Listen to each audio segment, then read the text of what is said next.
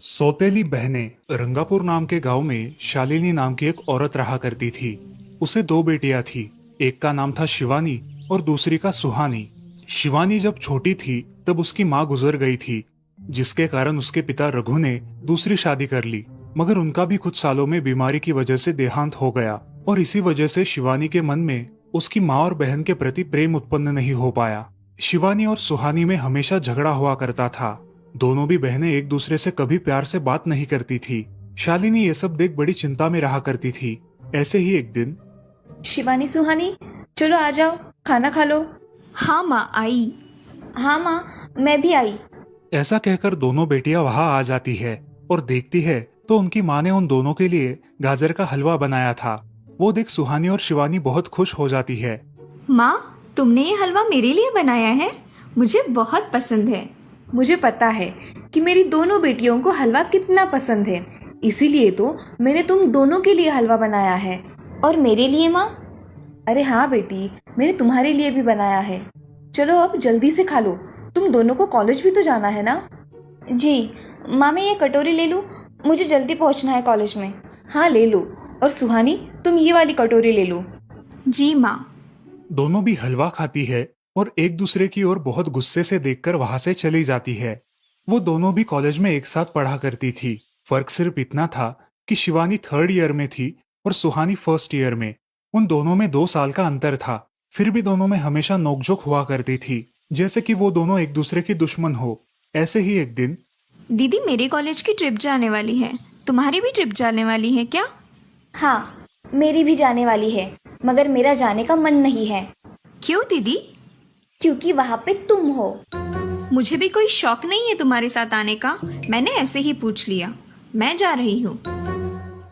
शिवानी और सुहानी एक दूसरे की ओर मुंह फेरकर वहां से चली जाती है। अगले दिन दोनों भी कॉलेज में जाती है। तब उनके टीचर उनसे पूछते हैं, शिवानी, तुम कॉलेज की ट्रिप में आने वाली हो? जी सर, मैं आने वाली हूँ। ठीक है, मैं तुम्हारा नाम लिखवा देता हूँ। जी सर। ऐसा बोलकर टीचर ट्रिप के लिए जाने वाले विद्यार्थियों की लिस्ट बना लेते हैं। घर आकर शिवानी और सुहानी ये बातें अपनी माँ को बताती है। सुहानी, शिवानी, तुम दोनों ट्रिप के लिए जा रही हो, मगर वहां जाके झगड़ा मत करना, नहीं तो ट्रिप पे जाने की कोई ज़रूरत नहीं है। नहीं माँ, हम झगड़ा नहीं करेंगे। हाँ माँ, हम झगड़ा नहीं करेंगे। तो फिर ठीक है, तुम दोनों जाओ। ये लो ट्रिप के लिए पैसे, और बाकी के ये तुम्हारे पास ही रखना। माँ, हम कल जाएंगे और 2 दिन के बाद वापस आएंगे। ठीक है, चलो अब सो जाते हैं, कल तुम दोनों को निकलना है। अब वो सब खाना खाकर सो जाती है। अगले ही दिन सुबह उठकर वो दोनों भी अपने अपने बस में बैठकर ट्रिप के लिए निकल जाती है और इधर शालिनी अपने काम में व्यस्त हो जाती है। ऐसे ही कुछ देर बाद शालिनी को शिवानी का फोन आता है। माँ, हम दोनों यहाँ ट्रिप की जगह पहुँच गए हैं।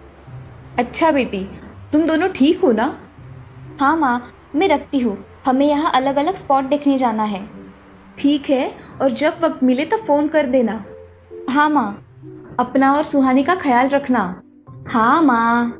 फोन रखने के बाद शिवानी और उसके क्लास के सारे दोस्त वहाँ की एक जगह देखने जाते हैं। सुहानी भी उसके क्लास के साथ एक दूसरी जगह देखने निकल जाती है। सारे बच्चे एक साथ घूमकर वापस आते हैं। शिवानी सुहानी को ढूंढती है, मगर सुहानी उसे कहीं दिखाई नहीं देती।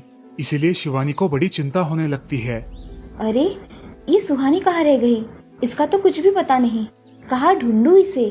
तभी शिवानी को सुहानी दिखाई देती है और उसके जान में जान आ जाती है। सुहानी, कहाँ गई थी तुम? मुझे कितनी चिंता लग गई थी तुम्हारी। अरे, मैं यहाँ ही थी मेरी सहेलियों के साथ। मुझे कुछ नहीं हुआ। ऐसा बोलकर सुहानी वहाँ से चली जाती है। दूसरे दिन सब लड़के लड़कियाँ जल्दी उठकर अपनी तैयारी कर लेते हैं और पहाड़ पर जाने के लिए निकलते हैं। वो सब आज थोड़ा घूमकर शाम तक निकलने वाले थे। सब विद्यार्थी एक हिल स्टेशन देखने चले जाते हैं। शाम होने तक उस पहाड़ी का मजा उठाते हैं, लेकिन सुहानी बिना किसी को बताए उस पहाड़ी के एक अनजान हिस्से में चली जाती है। वहाँ का मनमोहक दृश्य देखते देखते गलती से उसका पैर फिसल जाता है और वो वहाँ से नीचे गिर जाती है।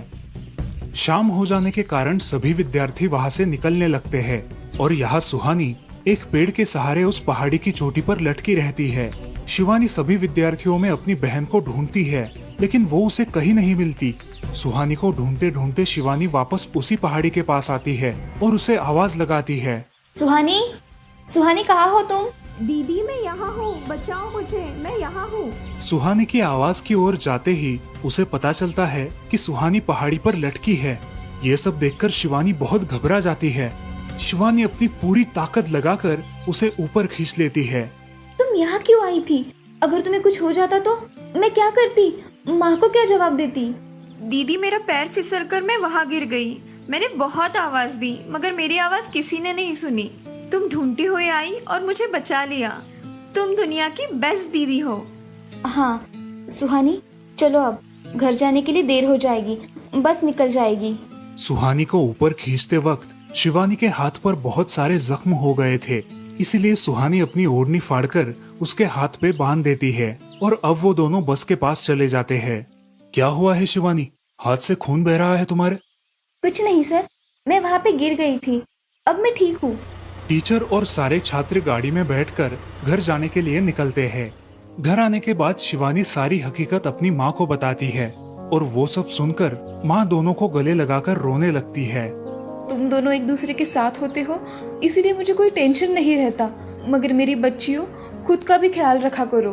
उस दिन के बाद दोनों सौतेली बहनों ने अपने बीच की सब नोकझोंक बंद कर दी और हंसी खुशी सगी बहनों की तरह रहने लगी। दोस्तों, इस कहानी से हमें ये सीख मिलती है कि हम सबको एक दूसरे के प्रति द्वेष की भावनाएं छोड़कर प्यार से रहना चाहिए।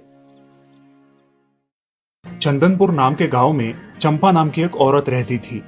पति, 2 बच्चे और एक बेटी, ऐसा उनका पूरा परिवार था। उसका पति श्रीधर पोस्ट ऑफिस में जॉब करता था। उसके कमाई से ही घर चलता था। चंपा ने अपने घर के सामने एक छोटी सी दुकान खोल के रखी थी। उससे उसे जो भी मुनाफा होता वो अपनी बेटी की शादी के लिए जमा करके रखती। ऐसे ही बहुत दिन बीत जाते हैं। अब बच्चे भी बड़े हो जाते हैं। बड़ा बेटा अशोक डॉक्टर और छोटा बेटा रवि वकील बन जाता है और दोनों अपनी ट्रेनिंग पूरी करने लगते हैं। एक दिन उनकी बहन ज्योति के लिए एक अच्छा रिश्ता आता है और ज्योति की शादी पड़ोस के गांव के सरपंच जी के बेटे से हो जाती है। ज्योति बहुत ही कामचोर और गुस्सा करने वाली होती है। इसी कारण उसके ससुराल से उसे निकाल दिया जाता है। वो अपने पति को लेकर अपने मायके रहने आती है। अब चंपा का जमाई दुकान चलाता है और चंपा और ज्योति आराम से वहाँ रहती है। अरे ज्योति, जरा अपने कामचोर पति को कुछ काम करना क्यों नहीं सिखाती हो? कुछ काम का नहीं है वो। अरे हाँ माँ, उनके पिताजी ने तो उन्हें ही घर से निकाल दिया और हमारे माथे मर दिया। जाने दो, पति है। माँ और बेटी इसी तरह तानेबाजी करती रहती। अब बड़े बेटे अशोक की शादी उन्हीं के गांव के एक लड़की से करा दी गई, लेकिन उस लड़की से भी चंपा बहुत काम करवाती और वो बेचारी सासू माँ का आदर करके सब काम चुपचाप करती थी। एक दिन वो काम करके थक गई और एक जगह पर बैठ गई। ए कामचोर कमला, इतना सारा काम पड़ा है घर में, क्या वो तुम्हारा बाप आके करेगा? चलो उठ, काम कर। हाँ हाँ माँ जी, करती हूँ।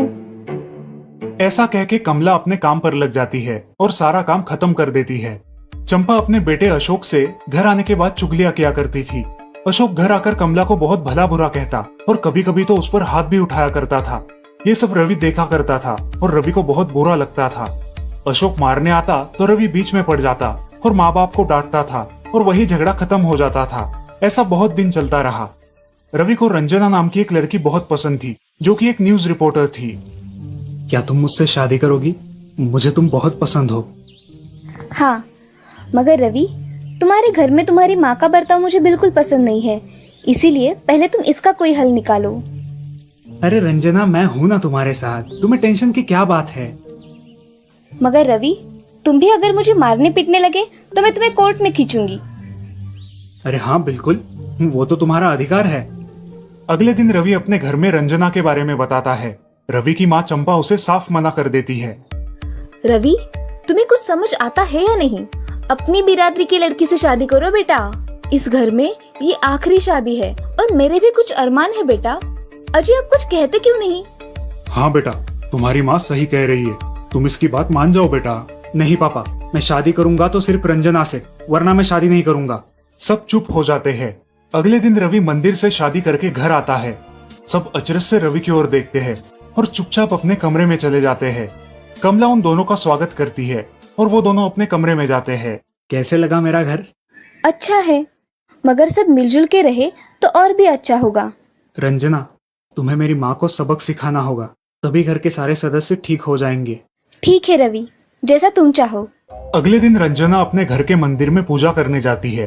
तभी रुको, मेरे भगवान के मंदिर में तुम मत आओ, जाओ यहाँ से। ये कहकर सास रंजना को वहाँ से भगा देती है और घर के किसी भी काम को करने से मना कर देती है। तब क्या माँ जी, आज से मैं इस घर की बहू हूँ। इस घर पे मेरा भी उतना ही अधिकार है जितना कि आपका। क्या बोल क्या रही हो? निकल जाओ मेरे घर से। खबरदार अगर हाथ भी लगाया तो। पता है ना, मैं न्यूज रिपोर्टर हूँ। रातों रात खबर छाप दूंगी और कोर्ट के चक्कर लगेंगे वो अलग, समझिए आप। सास चुपचाप देखने लगी और उसकी बेटी और ससुर भी देखते ही रह गए। रंजना ने कमला से कहा, दीदी मुझे आपसे काम है, आप मेरे कमरे में आइए। और हाँ, आज से खाना ज्योति दीदी आप बनाएंगी। अरे माँ, तुम कुछ बोल क्यों नहीं रही हो? ये मुझे काम करने को बोल रही है। अजी सुनते हो? चलो मेरी मदद करो। हाँ आता हूँ। ज्योति किचन का काम करने चली गई और सास बाहर का काम करने लगी। रंजना कमला को लेकर अपने कमरे में गई और उससे कहा, कमला दीदी, आप कुछ कहते क्यों नहीं? आप चुपचाप सह लेती हो, उसका ये नतीजा है। अब देखो दीदी कैसे काम कर रही है। आप कुछ काम करती थी क्या शादी के पहले? नहीं रंजना, मगर अब घर से ही अपना खुद का कुछ व्यवसाय शुरू करने का सोच रही हूँ। बहुत अच्छे दीदी, अब आप किसी से मत डरिए, हम हैं आपके साथ। सच में किसी के साथ होने का कितना महत्व होता है। अब उसकी सासू माँ ही घर के सारे काम करने लगी थी और ज्योति को काम करवाने की वजह से ज्योति भी अपने ससुराल जाने की सोच रही थी। अजी, यहाँ तो काम वाली से भी ज्यादा बुरी हालत हमारी हो गई है। चलो हम हमारे घर चलते हैं, सब है हमारे यहाँ। अरे रे, आप कहाँ चली? अभी भी काम बाकी है। ज्योति का पति रंजना से धन्यवाद कहता है और ज्योति को लेकर अपने घर चला जाता है। अब सासू माँ एक दिन पूरा काम करके इतना थक जाती है कि उसके बदन में बहुत दर्द होने लगता है। तब दोनों बहू सास के पास चली आती है और एक बहू सास के पैर दबाती है तो दूसरी बहू सर दबाती है।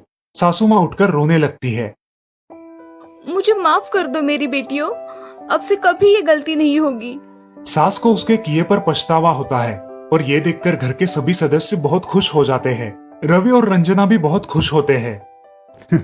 वाह बहू, जो आज तक नहीं हुआ वो तुमने करके दिखाया। बहू हो तो ऐसी। रंजना अपने बर्ताव के बदले माफी मांगती है और अब सब लोग खुशी खुशी रहने लगते हैं। तो दोस्तों, इस कहानी से हमें ये सीख मिलती है कि हम सब मिलके परिवार बनता है और हम सब परिवार का महत्वपूर्ण अंग होते हैं। परिवार के काम मिल बांट कर करना ये हमारी वैयक्तिक जिम्मेदारी है।